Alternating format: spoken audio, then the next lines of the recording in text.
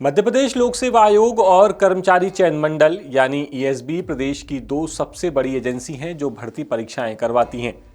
लेकिन इन दोनों ही एजेंसी की जब आंसर की जारी होती है, फिर चाहे वो किसी भी एग्जाम की हो, उस पर सवाल खड़े होते हैं। लेकिन हाल ही में जबलपुर हाई कोर्ट ने बिजली कंपनी की भर्ती को लेकर एक आदेश दिया। यह आदेश बिजली कंपनी के 3rd ग्रेड और 4th ग्रेड के 700 पदों पर अटकी भर्ती को लेकर के था और हाईकोर्ट के इसी आदेश ने अब एक नए मुद्दे को खड़ा कर दिया है। क्या है वो मुद्दा, चलिए 10 सूत्र की इन डेप्थ स्टडी में आपको बताते हैं। हाईकोर्ट में जब बिजली कंपनी के याचिकाकर्ताओं ने याचिका लगाई और ये आरोप लगाया कि तृतीय और चतुर्थ श्रेणी के पद, असिस्टेंट ग्रेड के पद और दूसरे पदों की भर्ती परीक्षा में जो आंसर की जारी की गई वो सही नहीं है, इसी के 2 सवालों को लेकर याचिका लगाई गई। लेकिन भर्ती कराने वाली एजेंसी ने ये दलील दी कि मॉडल आंसर की पर आपत्ति नहीं ली जा सकती, ये विशेषज्ञों के द्वारा तय की जाती है।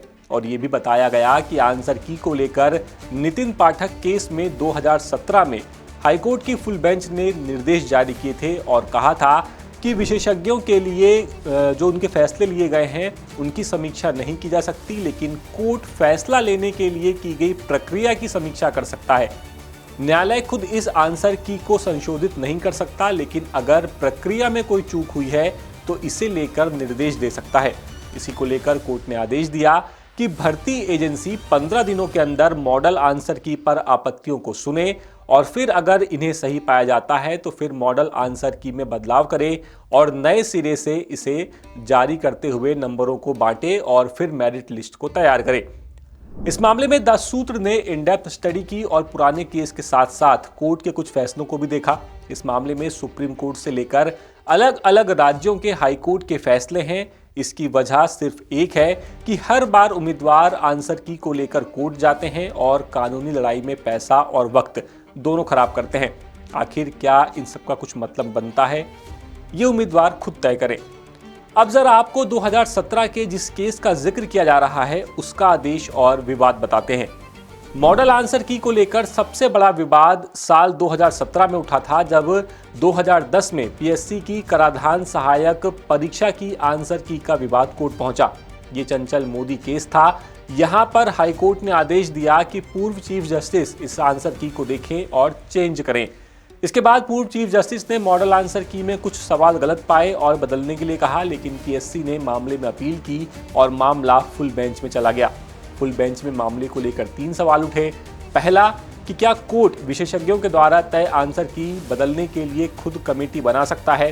दूसरा सवाल कि क्या मॉडल आंसर की में कोर्ट की तरफ से दखल दिया जा सकता है। और तीसरा कि एक एकेडमिक मामलों का रिवैल्यूएशन किया जा सकता है या नहीं। मामले में हाईकोर्ट की फुल बेंच ने यह पाया कि विशेषज्ञों की तय आंसर की में कोर्ट दखल नहीं दे सकता। विशेषज्ञों के एकेडमिक मामलों में दखल नहीं देना चाहिए, लेकिन कोर्ट विशेषज्ञों के फैसलों की समीक्षा के लिए कमेटी नहीं बना सकता। फैसले की प्रक्रिया में कोई खामी पाए जाने पर आदेश दे सकता है।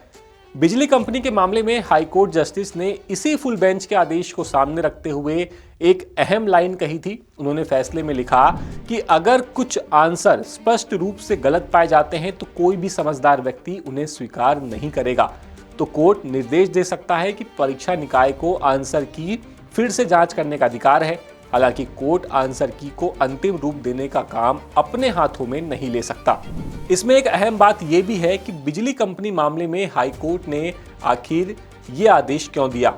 इसमें वजह यह थी कि उम्मीदवार ने यह कहा कि उन्होंने 2 प्रश्नों को लेकर आपत्ति ली और वक्त पर आपत्ति लगाई, लेकिन ये आपत्ति सिर्फ ये बोलकर खारिज कर दी गई कि इसमें प्रश्न संख्या गलत बताई गई है।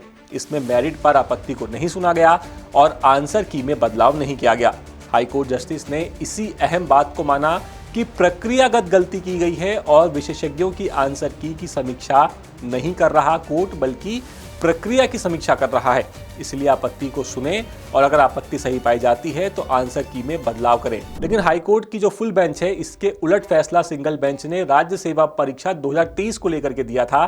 तब प्री के 2 सवालों को लेकर लगी आपत्तियों को हाईकोर्ट ने मान्य किया और इसमें बदलाव करने के आदेश पीएससी को दिए थे। लेकिन तब पीएससी ने डबल बेंच में स्टे लिया था और फुल बेंच के फैसले का हवाला देते हुए आंसर की में दखल नहीं देने की बात कहते हुए सिंगल बेंच के आदेश को खारिज कर दिया।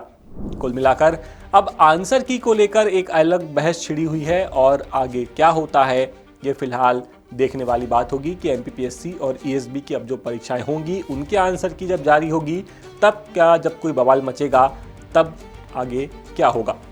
फिलहाल इस वीडियो में इतना ही। ये पूरी खबर इंदौर से हमारे ब्यूरो चीफ संजय गुप्ता लेकर के आए थे। अपडेट्स के लिए आप बने रहिए द सूत्र के साथ। नमस्कार। मध्य प्रदेश, छत्तीसगढ़ और राजस्थान की सरकार के 2 साल पूरे होने पर द सूत्र कर रहा mega digital survey Manmath. Description box में दिए लिंक्स पर क्लिक कर बताएं अपनी राय। लीजिए सर्वे में हिस्सा। बताइए 2 साल में कितनी असरदार रही आपकी सरकार।